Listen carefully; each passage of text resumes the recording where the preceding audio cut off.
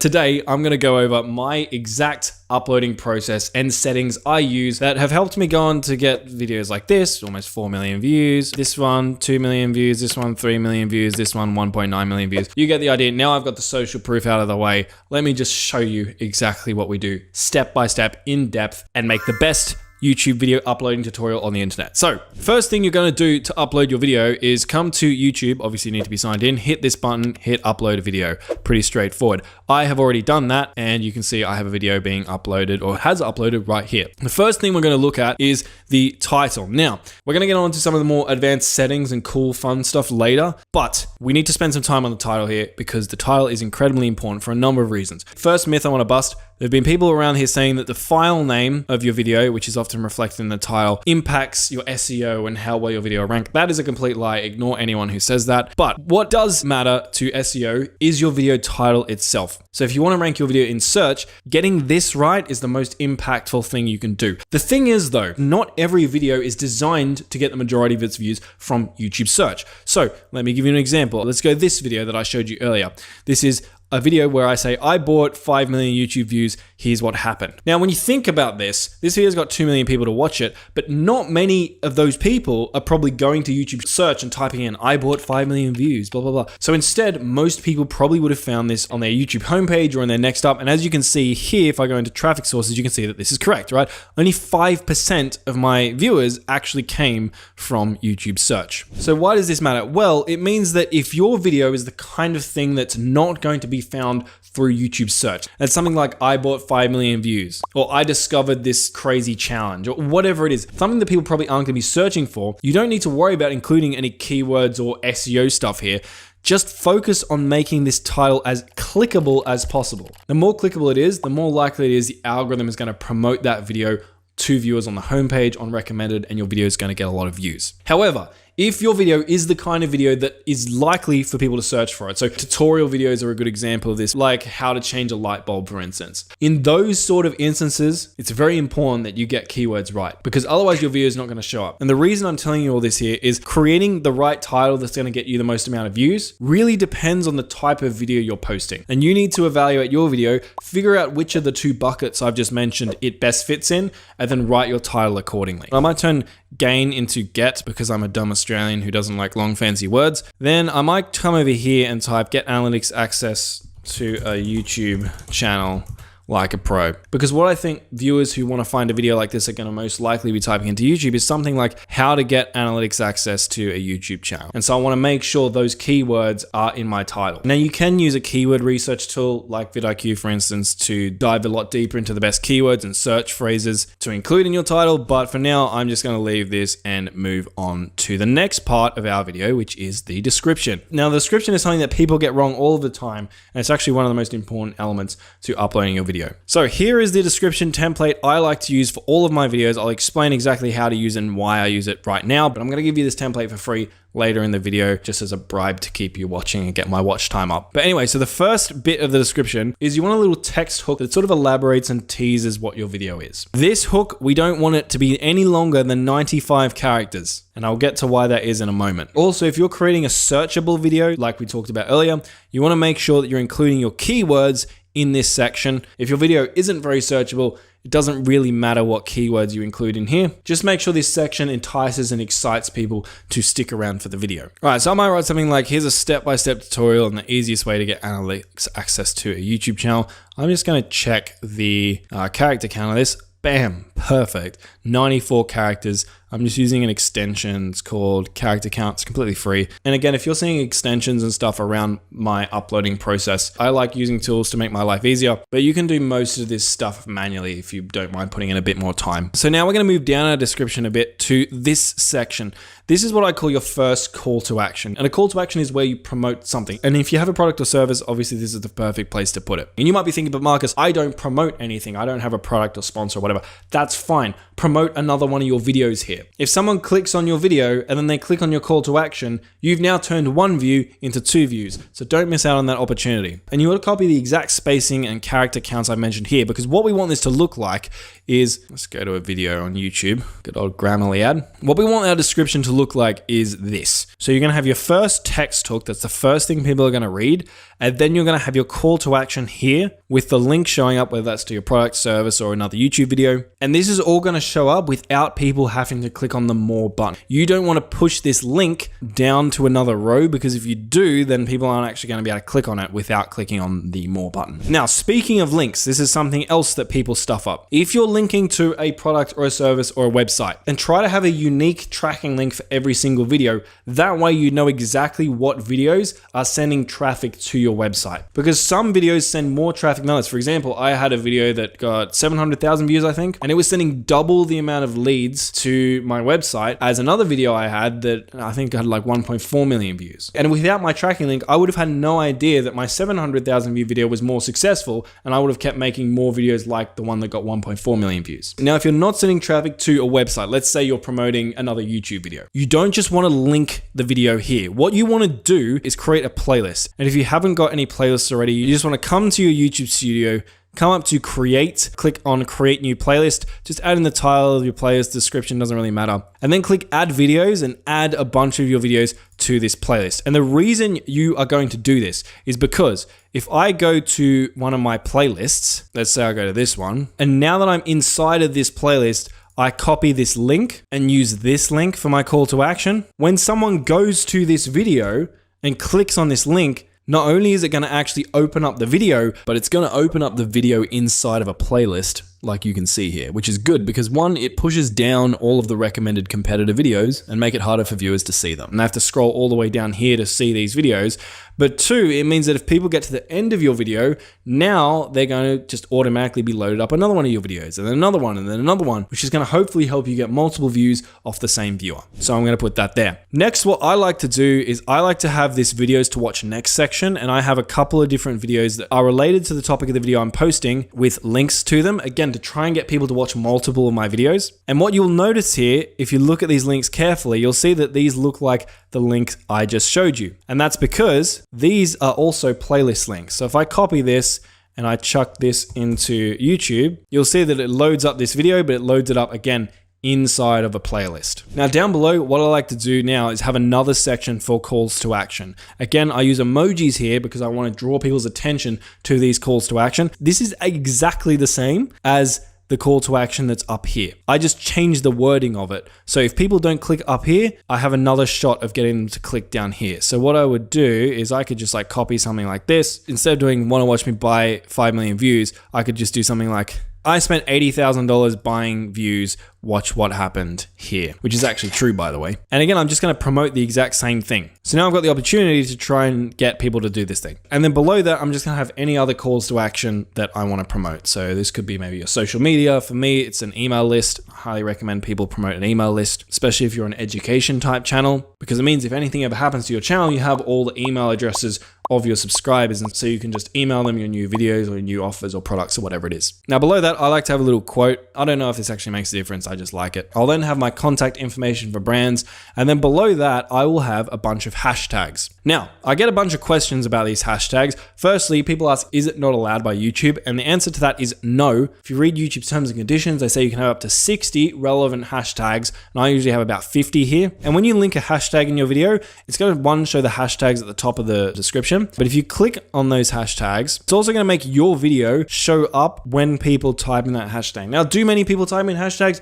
No, this isn't a great strategy to get huge amounts of views. As you can see, there's only like me and 2 other creators actually tagging their videos with these hashtags. But I think about it this way.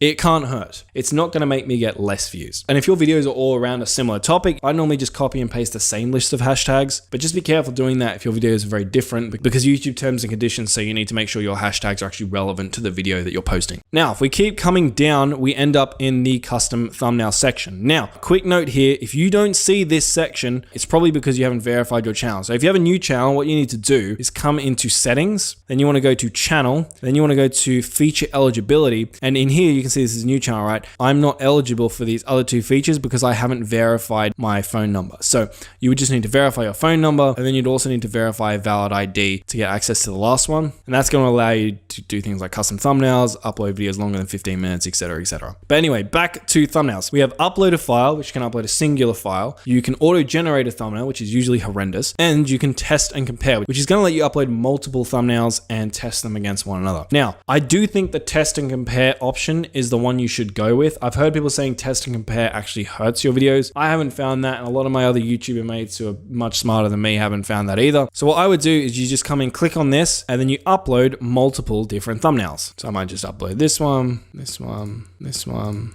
Now, what I will say is that I have been getting some interesting results from thumbnail test and compare. Let me show you what I mean. So if I come to my contents, you can view how your thumbnails went later by coming down to the video that you added on, clicking on options and clicking on view, test and compare. I did test and compare, but with 3 of the exact same thumbnails. I did this across multiple videos. What you can see is that YouTube actually gave me very different results. It said that this thumbnail was the most successful with a 40% watch time share, and this thumbnail was the least successful with 27% watch time share, which is interesting because these 2 thumbnails are literally exactly the same. So right now, should you fully trust YouTube's test and compare feature? A friend of mine has actually talked to YouTube's developer team who created this feature, and even the developers who created this feature say that they think it's about 50% accurate, which probably means it's like 30% accurate. So long story short, don't take the results that you get from thumbnail test as gospel. Also, it's not a bad idea to run the thumbnail test multiple times to make sure that your winning thumbnail actually is a winning thumbnail. But overall, I still do use it right now, assuming all 3 of your thumbnail variations are actually good quality. All right, if we continue down, we now are at the playlists section. Here, you can just click in here and just select all playlists that are relevant to your video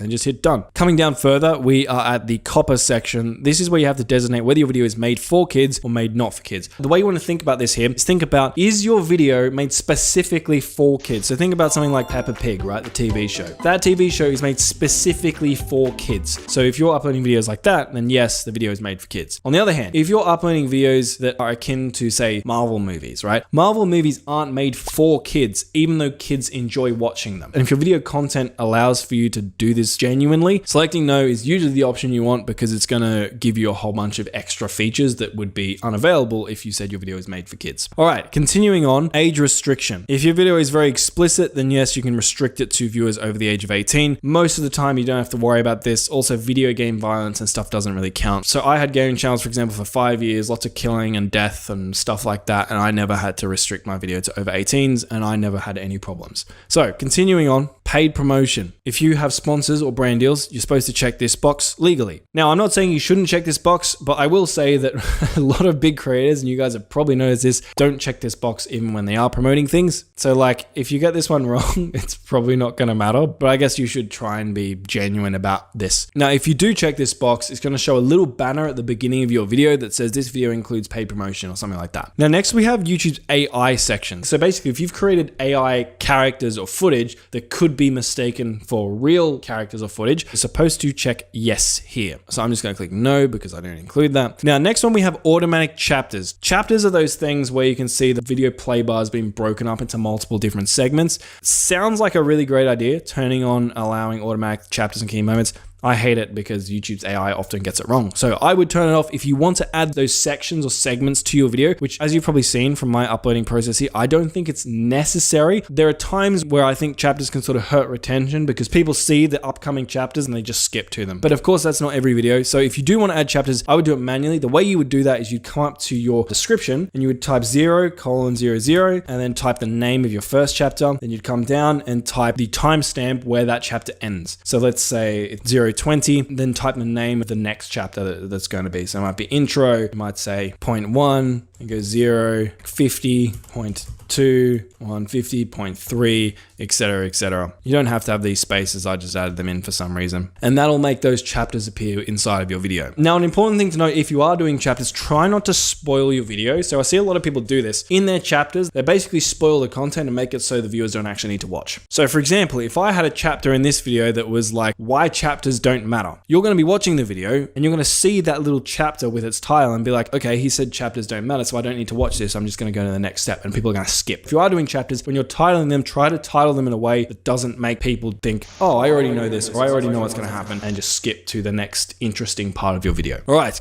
Going back down, continuing on, allow automatic places. We don't want YouTube to dox us, so let's take that off. Next, automatic concepts, turn that off. You don't want that. Next, we have tags. Now, tags in 2024 and beyond basically don't matter. I do use tags. My rationale reasoning for that is the fact that YouTube has still included them means that they are somewhat relevant to some degree. But in my experience, the difference tags make is so minute that I put very little effort into this. I will basically just use a tool like vidIQ. I'll type in like one keyword, just copy all of the related keywords that show up and paste them in here in bulk. So it would literally take you like 20 or 30 seconds to do this. And I don't think you should even bother spending more than that amount of time on tags. All right, continuing down. Video language, you can select that here. Caption certification, leave that at none. Recording date, I don't know why they have this. Almost no one uses this feature, but I guess you can add the recording date of your video if you really want to. Now, license and distribution. If you select standard YouTube license, it means that people aren't supposed to take your video and re-upload it themselves. If you select Creative Commons attribution, it means that people can re-upload your video or re-upload parts of your video as long as they give you credit. Now, I like to leave it at Creative Commons attribution because I think, well, if someone wants to re-upload my video and credit me, it's like free promotion. It's free marketing for me. Why would I not want that? So most people have it as standard YouTube license because they don't want people to steal their content. I'm like, if you want to steal my content and promote me in it, fine, like go for it. Please be my guest. Cool. Next one is allow embedding. If you have this checked, it's going to allow people if they want to embed your video into their website. Same thing here. If people want to embed my video into their website, it's free marketing, free views for me. Of course you can do that. And the next one down here, this is a really interesting one. So publish to subscriptions feed and notify subscribers. Now, when you check this, it means when you post your video, it's going to end up in your viewers' subscriptions feed and notify any people who have the bell notification turned on. And you would think that you would want to leave this on. Here's why not. So if you post a variety of different types of videos, let's say you've been posting a bunch of Minecraft videos and then you go and post a guitar tutorial video. If you have your publish to subscriptions feed and notify subscribers checked, in the beginning, YouTube's going to be more likely to promote your guitar tutorial video to the viewers who watch your previous videos, who are interested in Minecraft, not guitar tutorials. And so those viewers don't click, they don't watch, and sometimes that can get the algorithm confused and it thinks, well, this is just a bad video. Maybe it's the best guitar tutorial in the world, it's just been promoted to the wrong audience. Sometimes YouTube doesn't seem to be smart enough to figure that out. So in my opinion, think about it like this.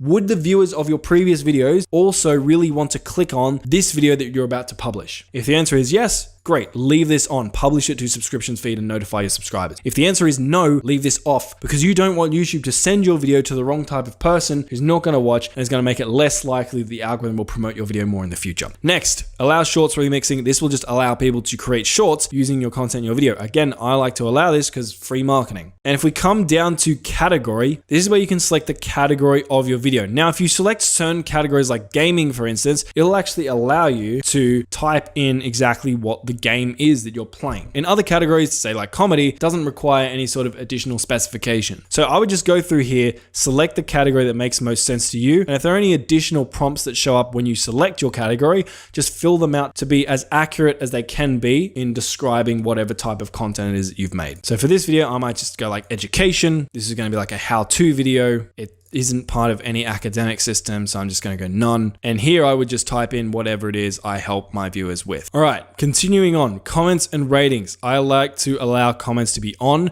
For comment moderation, I like to have it at basic as well. If you get a lot of hate comments and you can't handle them, you could put it at strict or hold all, and that will only allow comments to get approved to be published to your video. Basic's pretty good in my experience. And last, you can choose how you want to sort your comments by. Always leave this at top because that's how most videos on YouTube are sorted. And of course, you want to allow people to see how many people liked the video. Otherwise, people will think you're weird and you're hiding something. So now we've done all of that stuff, we can just hit next. If your channel is monetized, you can come here and click on, which will mean that your video is going to show ads. Now, if your video is over 8 minutes in length, you can actually insert mid-roll ads into your videos. So there's going to be ads that play not just at the beginning of your video, but during your video. But if you're at the point where you have 1,000 subscribers and 4,000 watch hours, which is how many you need to monetize, you probably already know how to do that. So I'm just going to keep going. Cool. Next is ad suitability. So basically, you just want to go through this questionnaire and just answer all of these questions as accurately as you can. So I might just have that. Adult content, there's going to be none. Violence, none. Harmful acts, none. Recreational drugs, none. None. Cool. None of this is that. So then I can just hit submit rating, and then I'm going to hit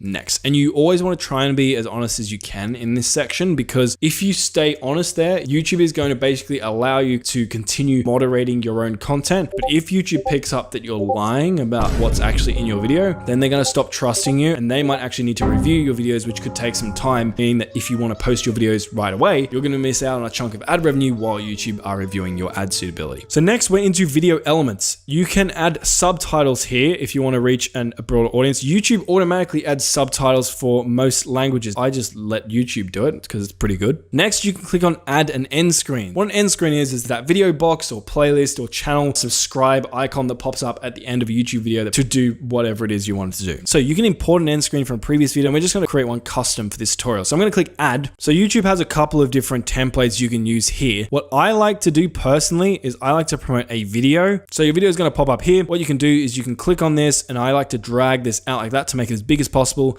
and chuck it right in the center of the screen. The reason I do this is the more elements you add onto the screen, the more what's called decision fatigue is induced. So when I was working in marketing for 4 years, what I learned was the more choices people have, the less likely it is that they're going to make any choice at all. So I like to just give people one big choice, which is the thing I want them to do, which is to watch another one of my videos so that I can turn that one viewer into 2 views. Now, the other thing I like to do is end screens by default are set to last about 20 seconds. 20 seconds, in my opinion, is way too long. It doesn't take people 20 seconds to decide on whether or not they want to watch your next video. So if you want to scroll to the end of your video to see how long it is, you have to like kind of drag your playhead off the screen like that, and then click on this little button and it'll like move it to the end of your video. So I can see that my video is 4 minutes and 47 seconds long. So I'm just going to drag this over to here, click on my playhead, and then I'm going to drag this down to, let's say it was like 47 seconds. I think giving people about 7 seconds is enough time ideally. So I'm just going to chuck that there. The reason I don't have a hard and fast number here is because I usually like to, in my videos themselves, actively promote the end screen that pops up. So I'll say something like, hey, if you want to watch XYZ video, click on that video on screen right now. And depending on how long it takes me to say that call to action will depend on how long it is that I have this end screen show up for. So I'll basically just have this end screen show up at the point where I say there'll be a video on screen right now. So I'll just drag it to wherever that is. But roughly my end screens usually end up being about 5 to 10 seconds. Now, after you've selected your placement and how long you want the video to be for, you can select what kind of video you want to feature here. Now, if you have no idea, I would just select best for viewer and let YouTube choose what video to promote to your viewer. But if you do what I mentioned previously, where I actually have a baked in call to action in my video script where I'm like, hey, go check out the video on screen that's going to help you do XYZ. I like to come to choose a specific video and then choose the specific video that I am promoting in my outro for obvious reasons. So once you've done all of that, you can just hit save. And the last thing is cards. Basically, cards will show this little like icon at the top right hand corner of the video, but not many people click on or use cards nowadays. So vast majority of people, I don't think you need to use them. So we're just going to hit next here. Now it's going to show us a screen to see if we have any copyright issues in our video. So for me, I'm all good because this video has no copyright issues. So we're going to hit next. So what you're going to want to do is first save your video to unlisted. Now, when you upload it to unlisted, it means no one will be able to see it unless you directly send them a link to the video. Let it sit for an hour or so while it publishes the HD version of your video. Because if you just upload your video right away to public, the video might have only processed to standard definition. So when people watch it, it's not going to look very good. Also, YouTube might not have checked whether or not you have any copyright violations yet in your video, because also that can take some time sometimes. So you might find that you upload a video, you post it, and YouTube's like, hey, this video has copyright issues. And at that point, you've posted it and it's too late. So upload it to unlisted until all of your copyright checks and your high definition version of your video is processed. Mine, you can see it already has down here from these icons, but a lot of longer videos might take some more time. Now, what I personally like to do is come down to schedule, and I like to schedule the video to go live at my peak time. So when most of my viewers are active. So that vidIQ extension I told you about that I've got installed tells me that my best times to post are between 12 and 2 a.m. So I could just select whatever day I want my video to go live on, and then I would select 12 a.m. so that it goes live at the beginning of my peak time. Now, if you don't have vidIQ installed, something you can do is you go to your YouTube channel, you go to YouTube Studio, then you're going to go to your analytics, then you're going to come to audience, the audience tab. And if you scroll down, you should see this little thing here, and it's going to tell you when your viewers are online. So if I hover over these boxes, the lighter purple you see, the more viewers are online. So these dark purple sections, it means not many of my viewers are online. If I hover over this, you can see that. But if I hover over these sections, for example, like from 12 to like 2, 3, 4 a.m. That's when the majority of my viewers are, which is what vidIQ just told me, right? I should be posting around like 12 a.m. But quick thing, bear in mind, if you have a really small channel and you don't have much data, unfortunately, this section of your analytics is not going to show up. In saying all of that though, don't worry too much about publish time. A lot of people make a big deal about what's the perfect time to publish out to get more views. It really doesn't make that big of a difference. But coming back to actually publishing our video, you might see this option down here set as Premiere. What this will do, if you select this and you hit set up Premiere, you can select like a countdown timer that might look something like this, and you can choose what you want the length of the countdown timer to be. So you can actually make a trailer for your video that people can watch before your video goes live at the scheduled date. And you can also add redirects, which would allow you to sort of like stitch together multiple live streams or live events. I never use this. But anyway, if you're creating a really big, massive, exciting video, I like to set it as a premiere to try and sort of build a bit of extra hype within your audience. If you don't really have an audience at the moment, then setting it as a premiere doesn't really matter. But I would say try not to do too many premieres, because if every single one of your videos is a premiere and you're uploading frequently, then eventually when you do premiere a video, people are just gonna be like, well, he always premieres. Like, it's not really that special. So I try and be selective with this. So when people see me publish a video as a premiere, they're like, oh, this one's special. And so if you hit that, your video is gonna show up as scheduled like this, just sort of build hype for when the video is supposed to go live. And when the video does go live, there's gonna be like a live stream chat where viewers can interact, and you can interact with your viewers while everyone's watching it for the first time and cool stuff like that. And now all of this has been done, you just hit schedule. Close this out, and you can see that the video has been scheduled like so. And if I go to my channel really quick, I need to do this really quick because I need to delete this premiere because it's gonna make my channel look stupid. Let's load it up. If I go to my homepage, here, you can see it right here. So you can see upcoming, how to get analytics access to a YouTube channel, blah, blah, blah. If I click onto this, you can see that I've got a premiere and there's one person currently waiting, and the kind of, the wait looks, it looks like this. Anyway, I'm gonna delete this really quick so people don't see it. Oh, this is stressful. A lot of people go through this and think that just by publishing their videos properly, it's going to help them get more views. It's actually more about, well, actually, I have a whole video on this, so I'm not going to get into this now because this video has already been super long. Video on screen. Go watch that video. Make sure you do all that stuff first, and then come back to this publishing guide. Then publish your video like I've just shown you here, and you're going to give it the best possible chance of getting more views. So go check out that video, and I'll see you on the next one. See ya.